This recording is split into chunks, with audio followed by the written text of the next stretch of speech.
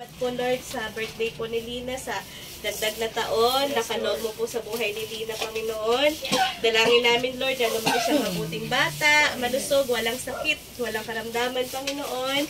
Lord, salamat din po, Panginoon, sa pagkain na nasa aming harapan. I-bless mo po ito.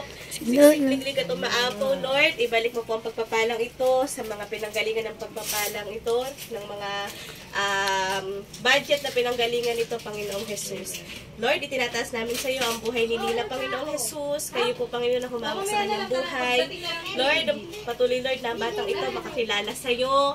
Lumaking mabait, Panginoon, kahit makulit, Lord God. Lord, maraming salamat. Tunay nga na sa buong pamilya po ni Christian, sa mama at papa niya, Lord, magandang kalusugan, Panginoon, ay pagkaloob mo sa kanila, maging sa buong pamilya po namin, O Lord God.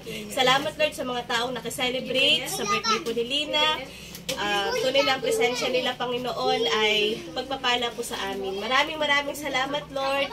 Sa iyo na po namin itinataas si Lina, O Lord God. Maraming salamat sa iyo. Ang papulit po sa salamat, tanging sa pangalan mo lamang, Jesus. Amen!